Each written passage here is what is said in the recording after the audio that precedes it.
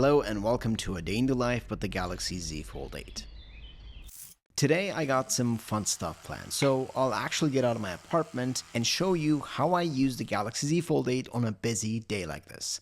I'll focus on the battery life, the form factor, and my least favorite part about the camera system. But before all of that, I woke up wanting to make a big change in my life, and that is picking a new wallpaper for my Z Fold 8. I use a MacStudio, so I airdropped this photo I captured at Banff, Canada years ago. And now that it's been a few months, airdrop on Android is a lot faster and consistent now. I'm not editing or doing any admin work this morning, so instead I'm just gonna be resetting and cleaning up my space. Then I put on the legend Mark Goldbridge and watched and listened to some United Stand while exercising. On the mornings I don't work, I'll have YouTube in the background, and this is one of those mornings. And I try to lift for about 15 to 20 minutes a day. I don't have any particular goals, I just want to lift and maintain my strength. After working out, I boil some eggs. I also check my sleep score with the Google Health app, which is linked through my Google Fitbit Air. Now I try to not overanalyze my stats, I just look at the general numbers, which then helps me be a bit more aware of my habits. So to kick off today, I'm gonna have a light breakfast at home, which just includes 2 eggs for this morning. Now since I'm gonna be going out today, I probably will have a heavy carb day, so this is how I balance it. I'm still watching the United Stand as I eat. I also log my calories with the MyFitnessPal app, and I just have the free version of the app and it does the trick. And as you can see, I mostly use a cover display and it's very comfortable to use with one hand. You know, I think with this phone, a case is a must, because when you expand the display and let's say you want to watch content with the inner display, there's no way to stand this phone as itself. You know, you would need a case with a stand in the back or something so that you can actually take advantage of the full display when watching content. So because of that, because I left this phone caseless, I'm mostly using the phone in the tent mode when I'm watching stuff. I'll just leave the phone like this and watch content that way. If I'm watching content on the phone, it's probably because I'm doing stuff around the house or working out or something. Like, I don't consume content on here. I like to watch YouTube on the TV. This, it's more so for sound.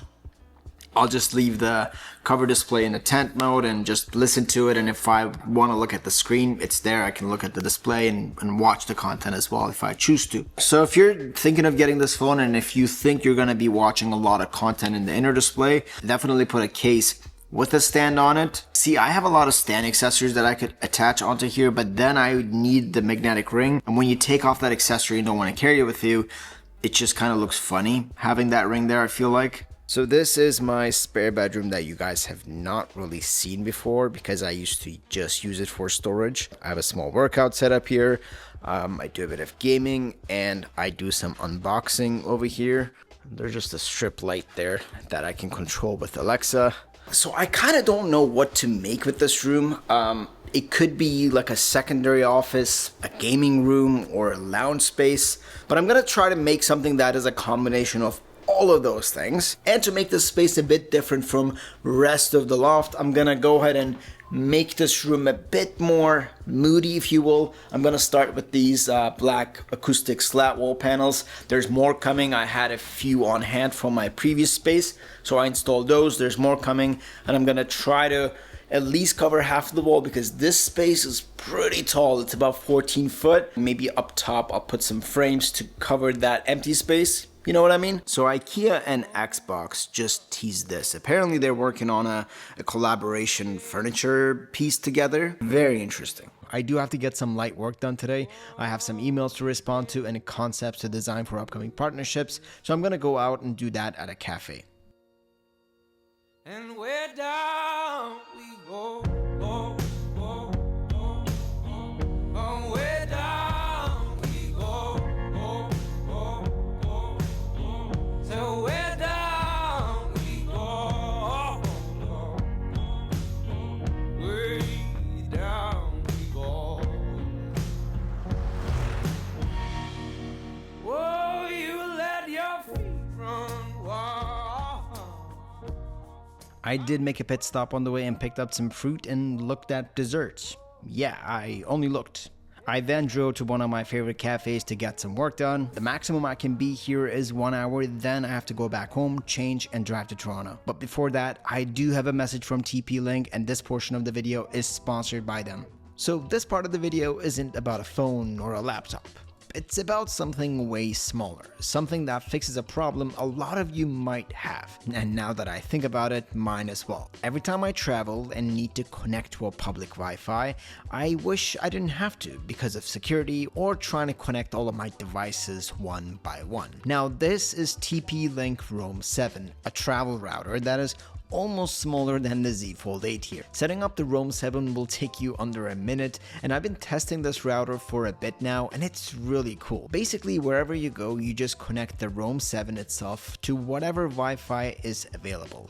Hotel, Airbnb, airport lounge, and everything you already paired this device just reconnects automatically. And you can connect up to 90 devices to Roam 7. So let's say you have 4 devices that you want to connect to Wi-Fi. Once these devices have connected to the TP-Link Roam 7, like how you would connect to your home Wi-Fi, you no longer need to go through login protocols when on public Wi-Fi. So one device talking to the Wi-Fi instead of 4. It also runs Wi-Fi 7, so it is actually fast. If you travel or need to connect to a public Wi-Fi, this product helps you create a necessary security wall, which is a must if you're traveling for business and even to protect your own data. You're essentially creating your own private network, and it does have built-in VPN support as well, over 35 services built in. So choose the VPN service that you use, and just like that, on a public Wi-Fi, you can run your own private network. You can power the Roam 7 with a power bank or plug it into an outlet, and it comes with travel adapters as well. And on the back of the router, you have USB 3.0, 2.5 GHz WAN, as well as LAN port. And this whole setup costs less than 120 USD. The link to the Roam 7 will be in the description, so go get your Wi-Fi 7 on the go and create a secure connection anywhere you are. Email sent, concepts are done, and scheduled to post. That was a productive quick session. Now I'm heading home to change and go out.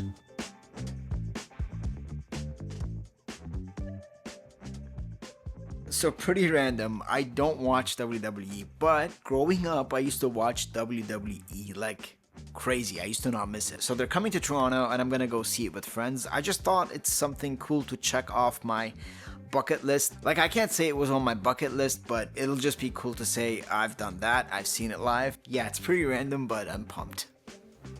I was also on a WhatsApp call, and this is how I typically stand up the phone vertically. I'll slightly open the cover and stand it up like this. It works well for WhatsApp calls. Anyways, I'm ready to go, and this is the fit.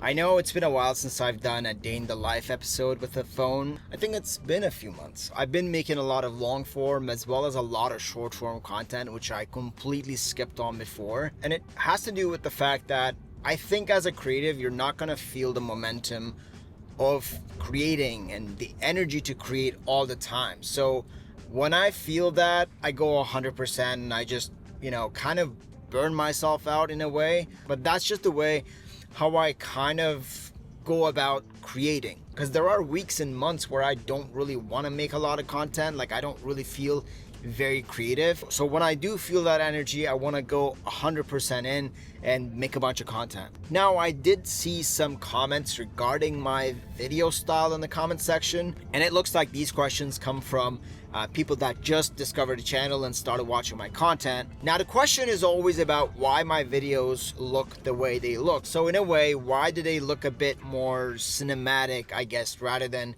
straight on device review? And I think to explain that, we have to go back many years. So at the age of 12, when I moved to Canada from Istanbul, I spoke no word of English. And the only way I could socialize with people and make friends and, pass time was to make and create stuff. Shortly after I moved here, I got into music and started drumming. Then I also had a bit of a nerdy side, so I started modding FIFA and Pro Evolution soccer games. If you are into soccer sims, you would know those games.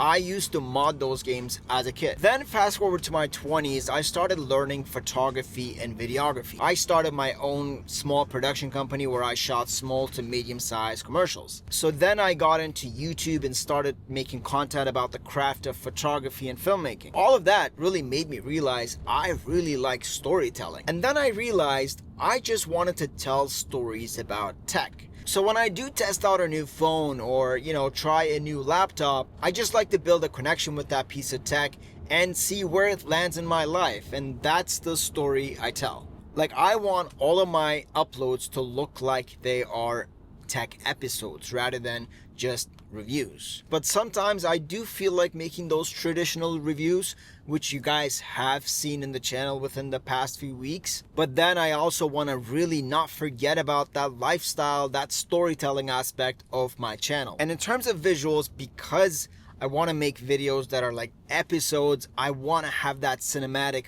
filmic look, if that makes sense. Sorry, I've been rambling. I know that's a long answer to a very simple question, but that's just what it is, man. I got to the city in about 40 minutes, no traffic, I was lucky. Now I do want to eat before going to the event, so I'm just gonna go sit somewhere for a bit. Now, last week I did have some issues with the maps on the Z Fold 8. There was some weird lagging, but that's not the case today. I think the Maps app got updated. See, this is my favorite part of the day. I get to sit down for a minute, unfold the phone and use it like that. See, when I eat, I like to watch stuff. I'm gonna actually catch up on football highlights from today. Now, I also support two teams, Galatasaray and Man United. So I'm gonna watch the highlights from the Galatasaray game. Now, the inner display is incredible for watching sports or YouTube on the go. In my opinion, it's so much better than watching vertical content on this phone. See, typing on the inner display is also quite nice. I do like to use the inner display for browsing through threads, commenting on stuff, sending emails. Like, in terms of display, this phone is perfect for consuming content, but then also getting tasks done. And on paper, the cover display has the weaker anti-reflective coating, but with the 3000 nits peak brightness, it does cover up a bit of that glare. I really like being in Toronto because I take a lot of pictures of random things. I think the city is just very interesting. Within about 10 minutes, I snap some random shots. Now I'm gonna meet some friends and then we're gonna head over to the event together. Yeah, where are you gonna park? Yes, sir. I'll just find a spot right now.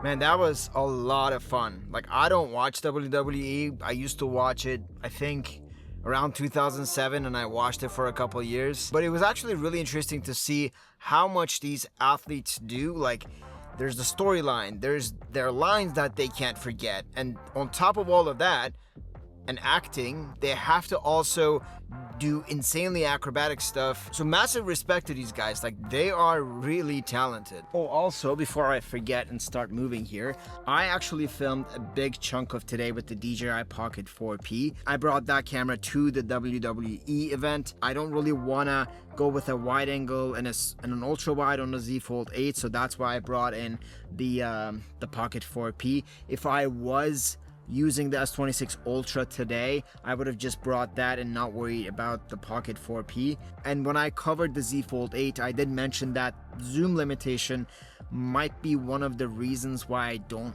always bring this phone with me. I might switch over to S26 Ultra or sometimes bring an iPhone with me. And because I wanted to bring the Pocket 4P, and I'm also doing a video on this phone, so this was the combination for all of the outside stuff.